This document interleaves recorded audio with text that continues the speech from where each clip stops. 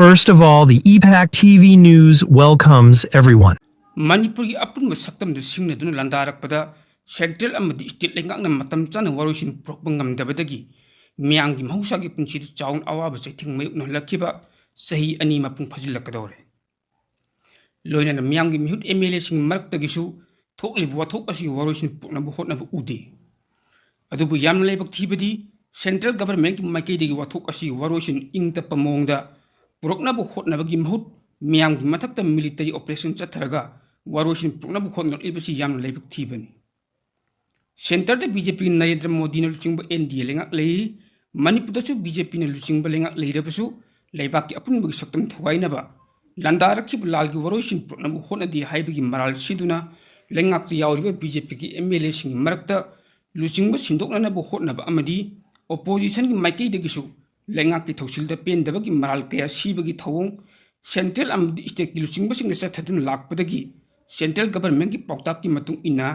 N Biren CM की post की resign तौखिबदगी प्रेसिडेंट रूल की लेंगाक लेरखिबन अदुबु लुचिंग सिन्नबा चेन चोंगलिबा बीजेपी की एमएलए सिंग मरक्तसु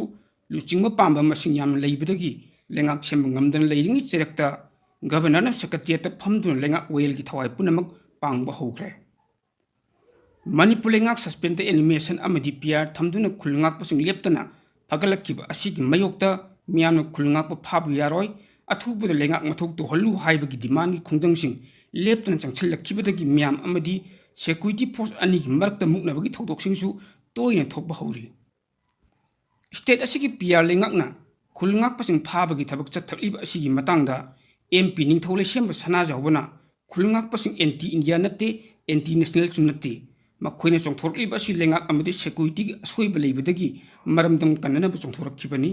मखोइबु तथि तवोइना तौदुना फाबगी महूत निंगथिना वखल तमिनब मथौ ताई ममांग जून 15 थौदोक थोखिबदु पीआर थमलिंगी मनुंग थोखिबनी जून 15 थौदोकतगी हेना साथीबा अमा थोहनदनबा होटनगदबनी हाइबु वफम गवर्नर खंगहनब लेख्रे हाइरिबसिद गवर्नर की माइकेदगी करी खोंथांग लखलकदगी हाइबदुदी येंब तारी मियामना पॉपुलर गवर्नमेंट थमननब एमएलए सिंग तक्सिल्लबसु एमएलए सिंग मरक्त लुचिंग मुन्नबगी थवंग मरम ओइरगा लुचिंग खनब ngамदबदगी प्रेसिडेंट रूल चैथेंगना मियामना मयुकनब तारबदी हौजिक लेरिबे एमएलए सिंग लाकदोइब जनरल इलेक्शन दा मिरेप ओइब यारोय हाइबगे खोलाव लेरक्लिबसि लाइने लोब चुमलोय मियामगी थमोइ सोक थौदोकसिंग लेरक्खिबा असिना मरम ओइरगा पॉलिटिकल पार्टी सिंग मरुगोइना लेंगाक पाइरिबा पार्टी की तुंगलम चत्ता अफबा फल लाकपगी मुहुत्ता मियामग समनब यादब पार्टी यम ओइरक्खिबसु याय स्टेट असिदा मियामगी थवाई मखाताना पाइब पामलबदी पॉपुलर गवर्नमेंट थमदुना प्रेसिडेंट रूल खुलै थुना लौथोक्तुना थोक्लिब इरांग असिगी तुंग कोइबु वरोसिन अमा पुरक्ननब होटनबना सेंट्रल अमदी स्टेट की लुचिंगबसिंग अचुम खोंथांग ओइगनि खल्ले मसागी मरमदम पुंसी अमदी लंधुंगाकनब चोंथोरलिबसिंग फादुना चैराक पीबगी महुत्ता वखल तमिनदुना तंगदु लैताब पुरक्ननब होटनबना लेंगाक अचुम खोंथांग ओइगनि हाइबसि मियांगwi थाजबन मरक असिदा याम नुंगाइबा पाव अमना अथिंग याउदन चथोक चसिन तौबु याननबा अनौब सिक्योरिटी की सेक्शन थौरंग लखोटबा हौरे हाइरि हाइबदि हौखिब अक्टोबर की तांग हौखिब सही 2023 की मे की तांग अहुमदगी हौरखिबा इरांग असिग मरि लेनना था असिगी तांग 13 सेंट्रल गवर्नमेंट माइकेदगी प्रेसिडेंट रूल थमदिंदुना मणिपुर की लैरिबा तोंगान तोंगान मफमसिंगदा कांगलुप फुरुप नाइदुना मिचम मियामना अथिंग याउदना चथोक चसिन तौबु याननबा अनौब सिक्योरिटी की मिजर लखोटबा हौरे हाइरि द इंडियन एक्सप्रेस न तौरक रिपोर्ट अमगी मतुंग इना लबदम मसिद महौसागुम तंगदु लैताबा हंजिलकनबा खुलाई पाइबा मिलिशिया लुट तौखिबा खुलाइसिंग फगटपा अमदी आइन काइना हांगलिबा चेक पोस्टिंग लौथोकपगी थबक कन्ना पेखटपा हौरि हाइरि रिपोर्ट असिगी मतुंग इना चिंग अमदी तमदा लैरिबा आइन काइना खुलाई पाइदुना कंगलु फुरुप अनिगी मरक्ता खैबुंग ताननबा सिल्लिबा मिलिटेंटसिंगबु फगटपा हौरे कुकीना नमना ताबा खुंदा लैतादुना लैरिबा चिंगी मफमसिंगदा हांगलिबा चेक पोइंट लौथोकपा हौरे अमदी स्टेट अनमारी अमदी सिक्योरिटी फोर्सतगी लुट तौखिबा खुलाइसिंग सरेंडर तौननबा एमनेस्टी स्कीम अमगी मखादा अथॉरिटी माइकेदगी थबक पेखटपसु हौग्रे हाइरे चिंगी मफमसिंगदा मरुओइना मोरेदा नोंगमदा चंगदबा याद्रबा तंगाई फदबा पोलमसिंग आपनबा याउदना ट्रांसपोर्टेशन चथनबा अमदी इंडिया लेंगाना पैखटलिबा इंडो म्यांमार बॉर्डर फेंसिंग खाबदा चंगबा पोलमसिंग हेना खुमांग चौसिननबा ट्रांसपोर्ट तौदुना बॉर्डर फेंसिंग खाबगी थबक यांगसिननबसु kanna hotnari haina pawgi source asina hairi source asina makha tabada asigi damakta hana moreda security gi oiba thodang asam refana loduna lakhib adugi mathakta CAPF ki ahin forcing deploy tawduna mathau pangthok paju hawgre hairi matam kaya gi mamangdagi chingdagi tamdagi chingda pot puthok pujin tawbuda apan ba kaya thokpadu natana tampakta leiriba myamge chingda leiriba singlanduna topa mafam de chatpa ngamdana leibagum kuki myamna tampakta lamdam phawduna mafam amadagi mafam amada chatpa ngamdana matam kuina leirakibani hidam masigi matangda Ministry of Home Affairs ki official amagi matung ina mafam amadagi mafam amada ningtamna chatpa yadana leirakiba adu hongdokpagi matam oire ahanba khongthang oina chinga masung tam anigi marakta apanba yaudana pose puthok pusin tawduna chatpanga yananabagi damakta authority maikaidagi yam kanna hotnari ahanbagi khongthang oina chinga masung tam anigi marakta helicopter service haudoktuna changyeng oina pangthokkani kariguma changyeng asi mai paklabadi chinga masung tamda leiriba miyamna by road chathok chasin tawbu yananabagi damak Kashmir da security gi convoy thadoktuna chathok chasin yananaba sinkiba adugumna Manipur da su paikhat kani haina makna phongdokki hairi Hojikti President rule laklabanina police amadi security force mathau pangthokpada kana amatagi ayit apan piba leiraroi hanadi police amadi security force ki maikaidagi mara leiba miyosing phana na hotnabada haibidi politician singdagi athingba pidun ayit apan kaya thonkiba leikibani adubu ngasidi President rule ki makhada Manipurda mathau tawba thabak khudimak apan ba yaudana paikhatuna Manipurda law and order ki control tawdun laksin mangamlagani haibagi yamna chawba thajaba leidi hainasu Home Ministry ki official asigi maikaidagi Indian Express na phungdorpa report amana hairi Manipur ki asuk luraba matam asida miyamgi lengak ama leiba haibasi yamnamak mathau taribani adubu hana Mr. Oina thau puramba N Birenna haukiba February tang 8 da CM phamdagi resign tawkibadagi hojik Manipurda President rule amati animated suspension tawduna leiri adubu hojik phaw assembly mutattan leibana anobu lengak ngam semnabagi matamdi adumuk piri matang asida laklibu wahangdi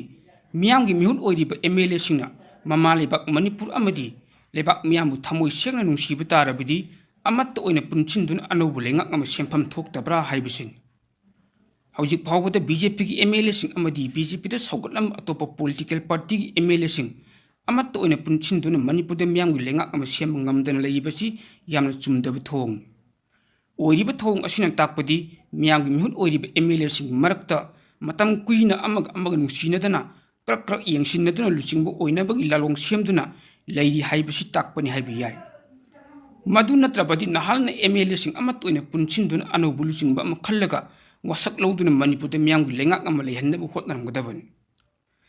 adubu BJP ki MLA sing marakta aikoi masel amat oina punchinabu hotnari aikoi gi marakta morkhetnaba karisu leite atuba matamda miyamgi lengak ama semlagani haina MLA kayana masinna phongdoklaga thabak oina di pangthok ngamdan leiriba sini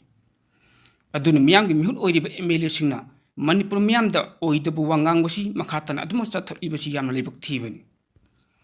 hojik leibak miyamna amat oina punchinduna apunba khola oina lauklibasi Manipurda PR thamba pamde miyamgi lengak atuba matamda semu khungakpasing phaba khutakta lepu haibisin maduna miyamgi kholau haibasi taibang mapuge kholauni haina miyamgi mihun oiriba MLA singna lawduna miyamna pamliba asimak thabak oina pangthokna nabu hotnafam thokpani tawbagidi BJP ki lengak manungda aduki matik nusinadana amaga tinnaba yadana matam sangna leirammi haibasi hojik MLA singi amat oina punchindun alobul singba ama khanba ngamdriba asina mayek sengna adumak takli haibi yai punnamak asigi mathakta hana Manipur ki Chief Minister oiramba N Birenna masagi aningba pambana mang thaduna leibak miyamgi amadi tungi mirolgi karimata khangdana Delhi da hobe pasilurag amuk hobe thorotlaga CM phamdagi maning makhatamna resign tawkiba haibasi yam lanba thong asina takpadi isagi apambana mang thaduna thabak tawgani aina tawriba thabak adugi afaba karino phattaban karino haibadu thidan isagi apamba adu khakta pangthokani haibadu CM gi phamdagi NBN resign tawkiba asina mayek sengna takjare maduna hojikti miyamna NBN su masak khangle maming ju khangle na thamoi ju khangle haiba romda loina mak chatnakre loina na luchingba am oibagi asan mamiyang yengduna thabak taw haibatu su oidre NBN CM phamdagi resign tawkiba asina maram oiduna Manipurda PR lakhiban ꯍꯧꯖꯤꯛ PR ꯃꯅꯨꯡꯗ ꯈꯨꯟ ꯉꯥꯛꯄ ꯑꯃꯗꯤ ꯑꯔꯥꯃꯩ ꯇꯦꯡꯀꯣꯜ ꯀꯥꯡꯕꯨꯕꯨ ꯂꯣꯡꯎꯞ ꯇꯥꯟꯕꯒꯨꯝ ꯇꯥꯟꯗꯨꯅ ꯐꯒꯠꯂꯛꯂꯤꯕ ꯑꯁꯤꯁꯨ ꯃꯃꯥꯡꯒꯤ BJPꯒꯤ ꯂꯩꯉꯥꯛꯅ ꯄꯤꯔꯝꯕ ꯈꯨꯗꯣꯜꯅꯤ ꯍꯥꯏꯅ ꯂꯧꯕ ꯌꯥꯏ ꯑꯗꯨꯅ ꯍꯧꯖꯤꯛ ꯃꯅꯤꯄꯨꯔꯗ ꯑꯣꯏꯔꯤꯕ ꯐꯤꯕꯝ ꯑꯁꯤ ꯑꯩꯈꯣꯏꯒꯤ MLAꯁꯤꯡꯅ ꯌꯦꯡꯕ ꯉꯝꯂꯤꯕ꯭ꯔꯥ ꯌꯦꯡꯕ ꯉꯝꯗꯕ ꯇꯥꯔꯕ ꯂꯩꯕꯥꯛ ꯃꯤꯌꯥꯝꯕꯨ ꯑꯃꯗꯤ ꯅꯔꯩꯕꯥꯛ ꯃꯅꯤꯄꯨꯔꯕꯨ ꯀꯟꯅꯤꯡꯕ ꯇꯥꯔꯕꯗꯤ ꯑꯃꯠꯇ ꯑꯣꯏꯅ ꯄꯨꯟꯁꯤꯟꯗꯨꯅ ꯌꯦꯠꯅꯕ ꯂꯩꯇꯅ ꯑꯅꯧꯕ ꯂꯨꯆꯤꯡꯕ ꯑꯃ ꯈꯟꯗꯨꯅ ꯃꯤꯌꯥꯝꯒꯤ ꯂꯩꯉꯥꯛ ꯑꯃ ꯑꯊꯨꯕ ꯃꯇꯝꯗ ꯁꯦꯝꯅꯕ ꯂꯧꯐꯝ ꯊꯣꯛꯄ ꯊꯧꯗꯥꯡꯁꯤꯡ ꯑꯗꯨ ꯆꯞ ꯆꯥꯅ ꯂꯧꯕꯤꯌꯨ ꯍꯥꯏꯕꯁꯤ ꯃꯤꯌꯥꯝꯒꯤ ꯑꯄꯥꯝꯕꯅꯤ ꯏꯃꯨꯡ ꯑꯃꯒꯤ ꯃꯅꯨꯡꯗ ꯊꯣꯛꯄ ꯋꯥꯊꯣꯛ ꯑꯁꯤ ꯏꯃꯨꯡ ꯑꯗꯨꯗ ꯂꯩꯃꯤꯟꯅꯔꯤꯕ ꯃꯤꯑꯣꯏꯁꯤꯡ ꯑꯗꯨꯅ ꯂꯣꯏꯁꯤꯟꯅꯕ ꯍꯣꯠꯅꯒꯗꯕꯅꯤ ꯏꯃꯨꯡ ꯑꯗꯨꯗ ꯂꯩꯔꯤꯕ ꯃꯤꯑꯣꯏꯁꯤꯡꯒꯤ ꯃꯔꯛꯇ ꯂꯤꯡꯖꯦꯜ ꯃꯥꯟꯅꯗ꯭ꯔꯕꯗꯤ ꯑꯇꯣꯞꯄꯅ ꯃꯗꯨꯒꯤ ꯈꯨꯗꯣꯡꯆꯥꯕ ꯂꯧꯔꯒ ꯁꯤꯡꯆꯦꯞ ꯊꯥꯖꯤꯟꯗꯨꯅ ꯏꯃꯨꯡ ꯑꯗꯨꯕꯨ ꯍꯦꯟꯅ ꯀꯥꯡꯈꯣꯡ ꯆꯥꯏꯕ ꯑꯃꯁꯨꯡ ꯃꯍꯤ ꯂꯥꯡꯕ ꯏꯃꯨꯡ ꯑꯃ ꯑꯣꯏꯈꯤꯕꯁꯨ ꯌꯥꯏ ꯏꯃꯨꯡ ꯑꯗꯨꯒꯤ ꯂꯤꯡꯖꯦꯜ ꯃꯥꯟꯅꯗꯕ ꯐꯤꯕꯝ ꯑꯗꯨꯗꯒꯤ ꯑꯇꯣꯞꯄꯒꯤ ꯃꯤꯑꯣꯏꯁꯤꯡꯅ ꯈꯨꯠ ꯆꯪꯈꯤꯕ ꯇꯥꯔꯕꯗꯤ ꯃꯤꯇꯣꯞꯅ ꯃꯗꯨꯒꯤ ꯈꯨꯗꯣꯡꯆꯥꯕ ꯂꯧꯅꯕ ꯍꯣꯠꯅꯔꯛꯀꯅꯤ ꯑꯆꯦꯡꯕ ꯇꯥꯟꯖꯥ ꯌꯦꯡꯂꯒ ꯏꯃꯨꯡ ꯑꯗꯨ ꯍꯦꯟꯅ ꯁꯤꯡꯀꯨꯞ ꯁꯥꯟꯅ ꯊꯨꯒꯥꯏꯅꯕ ꯍꯣꯠꯅꯔꯛꯂꯣꯏ ꯍꯥꯏꯅꯤꯡꯉꯥꯏ ꯂꯩꯇꯦ ꯃꯔꯝ ꯑꯁꯤꯅ ꯏꯃꯨꯡ ꯑꯗꯨ ꯃꯄꯥꯡꯒꯜ ꯀꯟꯅ ꯂꯩꯒꯦ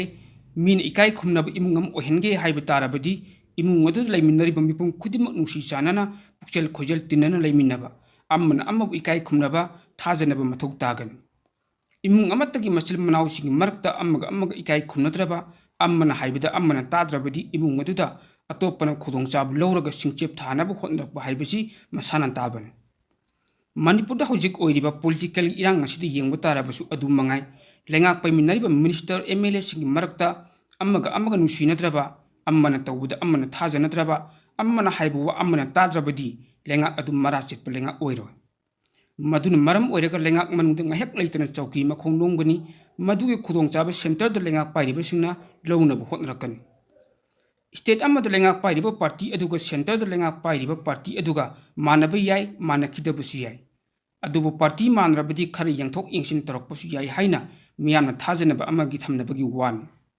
ꯄꯥꯔꯇꯤ ꯈꯦꯠꯅꯔꯕꯗꯤ ꯃꯗꯨꯒꯤ ꯈꯨꯗꯣꯡꯆꯥꯕ ꯐꯪꯂꯤꯉꯩꯗ ꯂꯩꯉꯥꯛ ꯑꯗꯨ ꯆꯤꯡꯊꯅꯕ ꯍꯣꯠꯅꯕ ꯍꯥꯏꯕꯁꯤ ꯍꯧꯅꯁꯥꯅꯤ ꯃꯁꯤꯗꯤ ꯑꯅꯧꯕ ꯑꯃ ꯅꯠꯇꯦ ꯈꯨꯗꯤꯡꯃꯛ ꯑꯁꯤ ꯉꯁꯤꯒꯤ ꯂꯨꯆꯤꯡꯕ ꯑꯣꯏꯔꯤꯕꯁꯤꯡꯅ ꯇꯉꯥꯏ ꯐꯗꯅ ꯈꯪꯐꯝ ꯊꯣꯛꯇꯨꯅ ꯊꯕꯛ ꯑꯣꯏꯅ ꯄꯥꯡꯊꯣꯛꯐꯝ ꯊꯣꯛꯄꯅꯤ ꯃꯥꯂꯦꯝꯒꯤ ꯇꯣꯉꯥꯟ ꯇꯣꯉꯥꯟꯕ ꯃꯐꯝꯗ ꯊꯣꯛꯄ ꯏ ꯄꯥꯎꯁꯤꯡꯕꯨ ꯃꯤꯌꯥꯝꯗ ꯌꯧꯍꯟꯗꯨꯅ ꯃꯤꯌꯥꯝꯒꯤ ꯃꯤꯠꯅꯀꯣꯡ ꯑꯣꯏꯍꯜꯂꯤꯕ ꯏꯄꯥꯛ TV ꯅ꯭ꯌꯨꯁ ꯍꯥꯏꯕ ꯅ꯭ꯌꯨꯁ ꯅꯦꯠꯋꯥꯔꯛꯀꯤ ꯌꯨꯇ꯭ꯌꯨꯕ ꯆꯦꯅꯦꯜ ꯑꯃꯗꯤ ꯐꯦꯁꯕꯨꯛ ꯄꯦꯖ ꯑꯁꯤꯕꯨ ꯑꯗꯣꯝꯅ ꯂꯥꯏꯛ ꯁꯤꯌꯔ ꯀꯃꯦꯟ ꯐꯣꯂꯣ ꯑꯃꯗꯤ ꯁꯕꯁꯀ꯭राꯏꯕ ꯇꯧꯕꯤꯗꯨꯅ ꯇꯨꯡ ꯀꯣꯏꯅ ꯃꯤꯌꯥꯝꯒꯤ ꯁꯦꯕꯥ ꯇꯧꯕ ꯉꯝꯅꯅꯕ ꯁꯄꯣꯔꯠ ꯇꯧꯕꯤꯌꯨ ꯍꯥꯏꯖꯔꯤ